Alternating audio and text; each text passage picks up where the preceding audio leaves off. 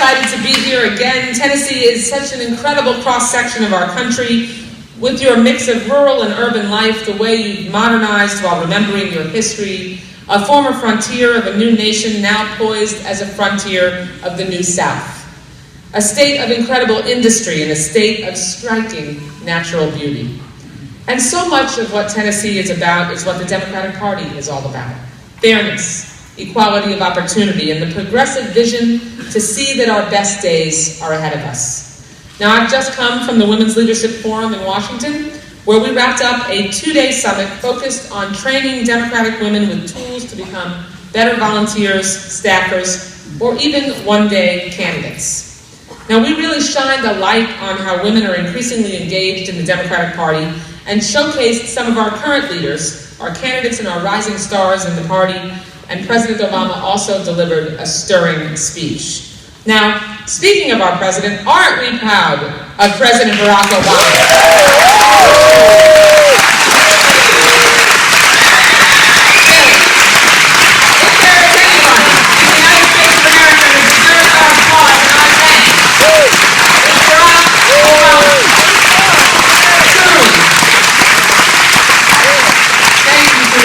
Acknowledgement of his leadership, because he's taken us through 67 straight months of private sector job growth, the creation of 13 million jobs, deficits cut by 2/3, access to quality, affordable health care extended to 17 million Americans, Wall Street reform, student loan reform, and the end of Don't Ask, Don't Tell, and DOMA. Now love is love in all 50 states in these United States of America.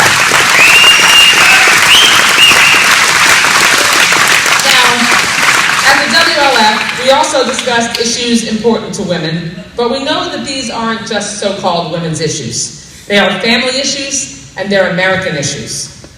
But let's be very clear about something. It is women voters who will put our Democratic nominee in the White House, elected as the 45th President of the United States next November, just 13 months from now. With a little help from the men. Women voters make up more than half of the electorate, and with more and more women serving as the primary breadwinner in their household, or being a single parent, or holding stressful or even multiple jobs, many of the issues in the public discourse today are most certainly women and family issues. Equal pay in the workplace, an increase in the minimum wage, access to affordable quality health care and child care, a solid education, and paid family leave. Now, thank you. That's our list. It's an important and ambitious list, because that list, when we achieve it, are the tools that we are going to help Americans achieve those cornerstones of a middle-class life. Now, on paid family leave, let me say something important. As Paul Ryan exacts concessions and tries to cobble together enough of his conference among the Republicans to become the next Speaker of the House of Representatives, you might have watched the news and heard that he was very clear about his concerns on his family time, particularly with his young children. Now, isn't it great that Paul Ryan can have that conversation in public and not be criticized for daring to ask for more time with his family? Imagine that. Now, I wonder if his name was Paula Ryan, if it would have been so easy for him to speak out. What do you think? Here to tell you, Congressman Ryan, that you deserve quality time with your family. I especially know how precious that is with twin 16-year-olds and a 12-year-old. But so does every mother and father in America. And we Democrats will be loud and clear in calling on you to make paid family leave a priority at the outset of your speakership. It is the right thing to do. Now, you don't have to be a brain surgeon, or even a political scientist for that matter, to know which party is talking about advancing these important issues, and which party is talking about rolling back progress and taking us back to the failed policies of the past. Democrats, of course, are the party of inclusion, of empowerment, and opportunity for all, and our candidates walk the walk on a number of issues important to women and middle-class families. For example, Bernie Sanders has made passage of the Paycheck Fairness Act a pillar of his campaign. Yes! Martin O'Malley has been a strong advocate for making paid leave available to all moms and dads. And of course, Hillary Clinton is fighting hard to protect women's comprehensive health care. Republicans, on the other hand, want to bring back the tired old trickle-down economic policies that benefit the well-connected and the Wall Street folks, and that's all at the expense of women, working families, and the folks on Main Street. Now just look at their rhetoric and actions on equal pay, just for example. Jeb Bush doesn't think more laws are necessary to ensure equal pay, and didn't even know what the Paycheck Fairness Act was when he was asked about it. Wow. Chris Christie actually vetoed equal pay legislation when his legislature sent it to him, calling it senseless bureaucracy. Marco Rubio said the Paycheck Fairness Act was about scoring political points and wasting time, and called it a show vote. Rand Paul compared the Paycheck Fairness Act to the Soviet Politburo. And that's just one issue. Ted Cruz was all about shutting the government down over Planned Parenthood funding. And he, of course, would know something about that, since he was the architect of the 2013 shutdown that cost our economy $24 billion and put thousands of families' immediate economic security at risk. Marco Rubio has indicated he'd ban all abortions, even in the case of rape or incest. And Jeb Bush actually boasted about his record in Florida of defunding women's health care. And how about the front runners? How about those front runners? Donald Trump and Ben Carson. Don't get me started. I mean, what are they even talking about anyway? Please let me know when you figure it out. Donald Trump with his overt misogyny, Carson shaming and blaming women over issues like abortion and violence, and Jeb Bush and John Kasich referring to women through references to frat parties and how hot they are. You just cannot make this stuff up.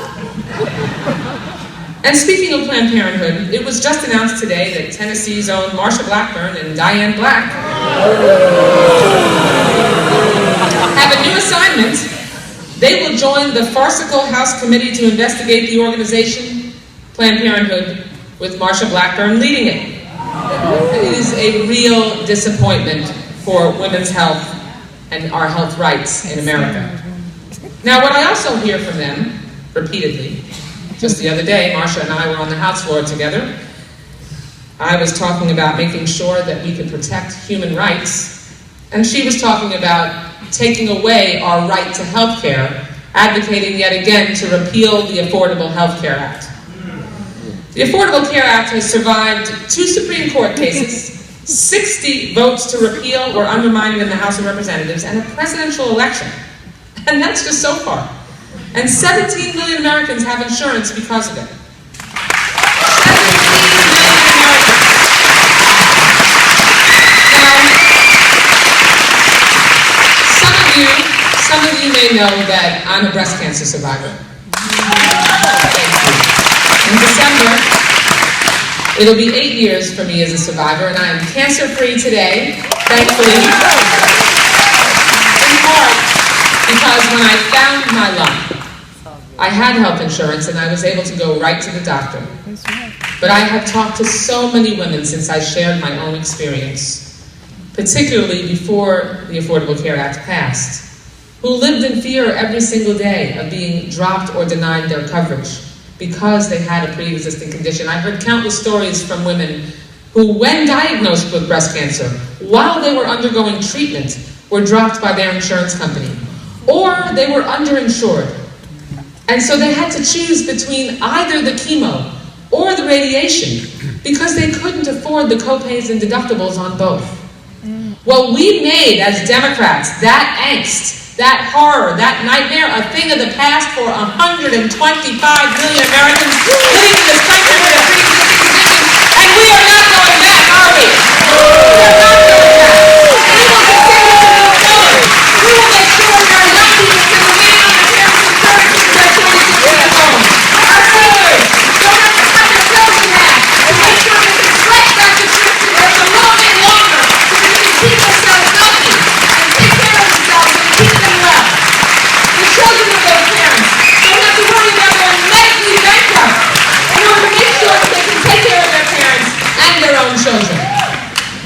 kind of progress we've made in America under Democratic leadership. Now here's what else we hear from the folks, our good friends on the other side of the aisle. We hear from them, let's make it harder for seniors to get by.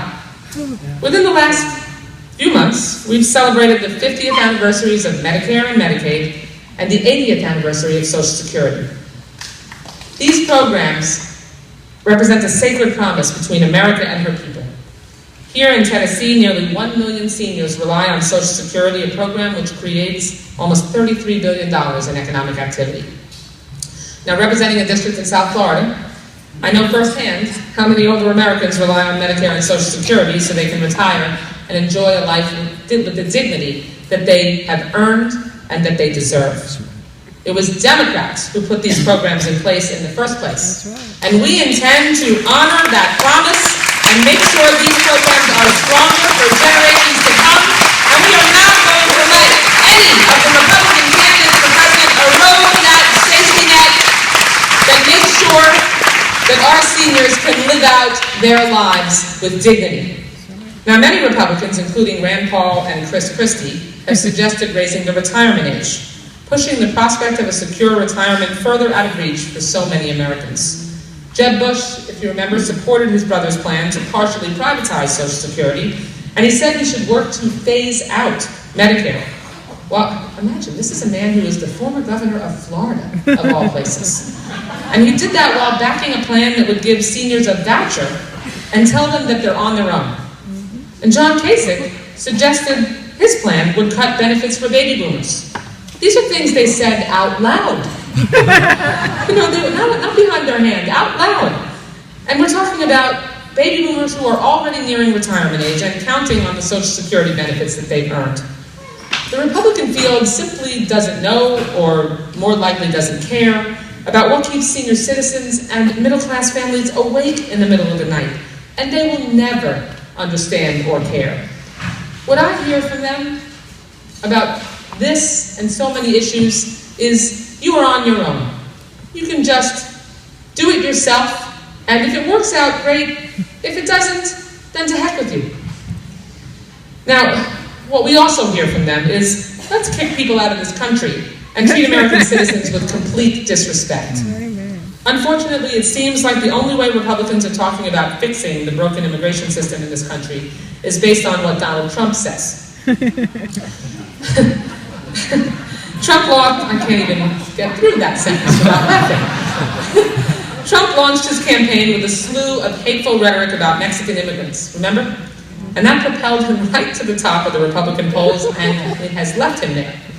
The fact is that the other Republican candidates, even when they speak more softly about it, are endorsing many of the same policies. For example, when Trump launched a debate about whether we should deny children the American citizenship they are guaranteed by the 14th Amendment, what did Republicans do? They rushed to follow his lead. Bobby Jindal, Ted Cruz, and Ben Carson all came out against birthright citizenship. Even Marco Rubio questioned it.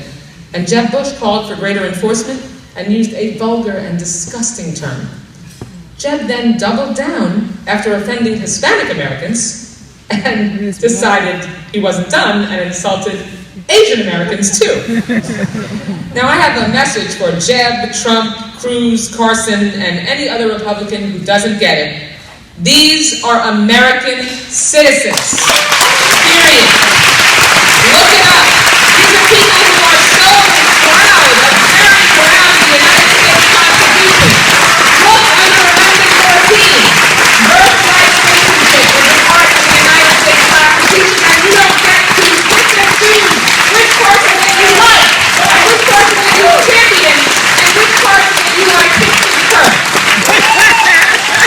So, my fellow Democrats, it's their language, their policies, and in some instances their flagrant hypocrisy that are offensive. The bottom line is that we cannot let Republicans get away with their distortions and their warped vision of 21st century America. And I know if this crowd has anything to do with it, we won't. Now, particularly from where I'm sitting at the DNC, we can't and we won't let them get away with it. And let me tell you some of the things that we're up to that end. Much of that is part of the reason that I'm here.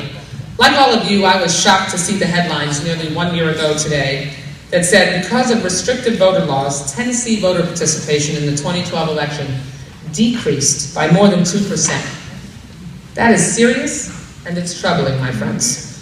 Democrats are committed to ensuring that every eligible voter is registered, every registered voter is able to vote, and that every vote is accurately counted. Now, Republicans win when fewer people vote. They actually brag about that. And Democrats don't just win when more people vote. We fundamentally believe in the right to vote. And the DNC's voter expansion project is ready to put that belief into practice. I mean, we had more than 30 states in this country led by Republicans who, after 2010, with the Tea Party wave, when they took over, they systematically began engaging in active voter suppression laws, trying to make sure that fewer people could vote. On the stage at the first Republican debate, they were there on the 50th anniversary of the Voting Rights Act, for God's sakes. And not one of them mentioned it at all.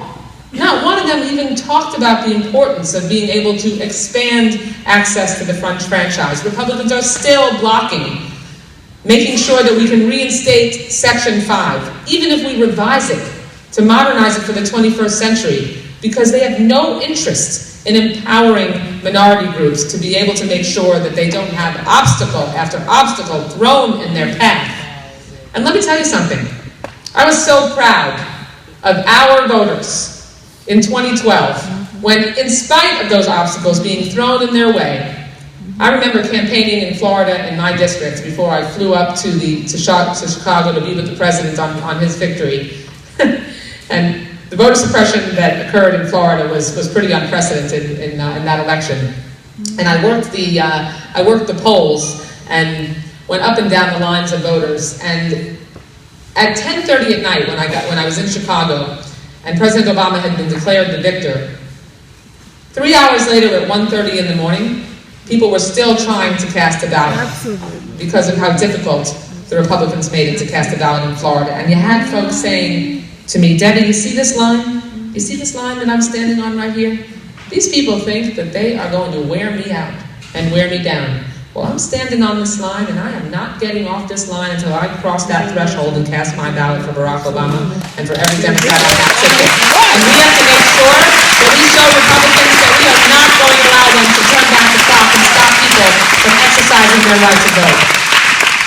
The DNC is also continuing to build out our political and community engagement departments to engage and work with our state and local allies, and we're in the process of hiring additional engineers and increasing our technology team to ensure that we continue to build and increase our technological advantage over Republicans, which just drives them crazy. It's so much fun. I love to annoy Reince Priebus and needle him when we're on TV about how we have such a significant digital and technological advantage over them.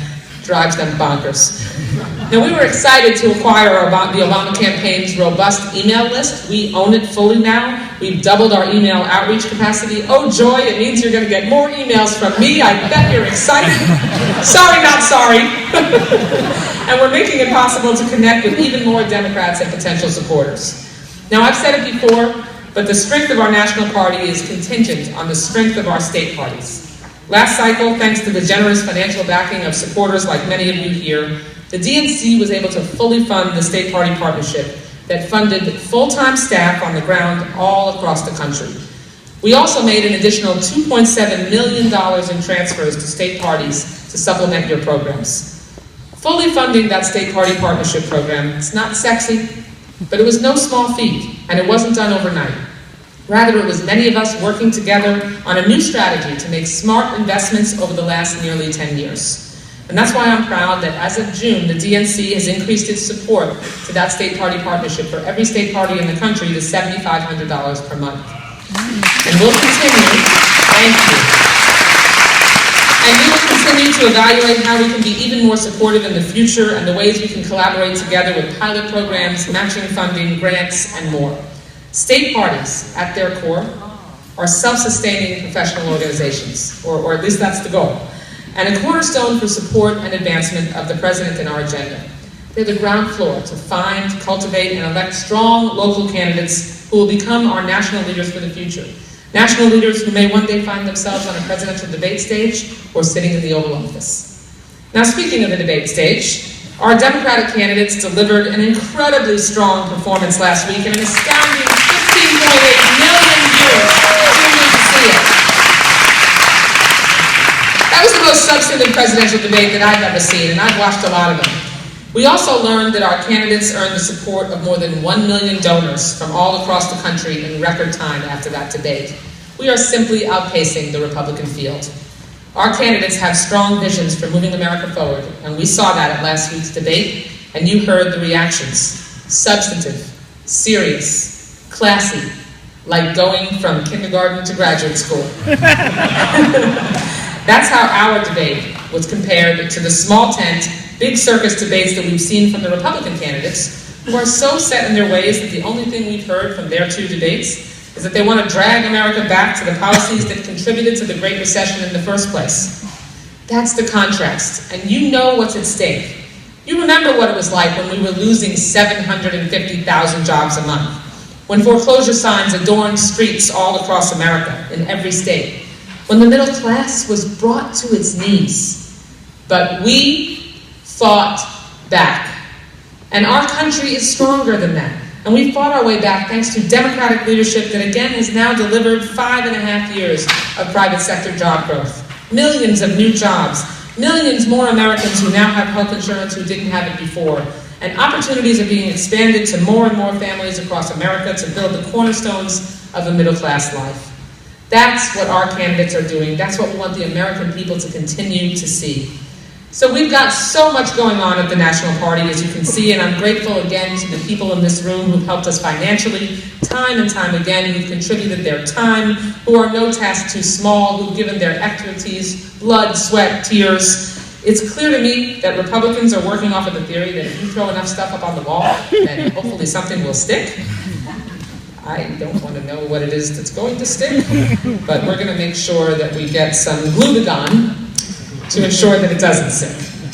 Now, frankly, it doesn't matter how many candidates Republicans have, because none of them will move us forward. People ask me all the time, Debbie, which Republican candidate do you prefer, or would you like to not run against? It really doesn't matter, because all of their policies are the same in one form or another, and they will all end up hurting groups like women, immigrants, students, senior citizens, and the middle class. Now, there's no doubt in our minds about how important the next 12 months are, but I'm sure everyone in this room is aware that we also have an election about 12 days from now, including in Kentucky and Mississippi, which are Tennessee's neighbors, and of course they are, and Nashville Mayor Madeline Rogero is up for re-election, so we want to make sure that she gets re-elected as well. So if you can put in any time for her, that would be great. And I hope all of you will commit to knocking on some doors, raising some money, make sure that you can point people to their early voting and polling locations over this next week and a half, and really help out our candidates in the issues that matter most to our party. Because when Democrats vote, we know Democrats win. My fellow Democrats, thank you so much for the honor and privilege of joining you here tonight. We have so much to do in front of us. There is so much at stake, and I know that better days and more victories are ahead for Tennessee Democrats, and I will be here to help you every step of the way on to victory.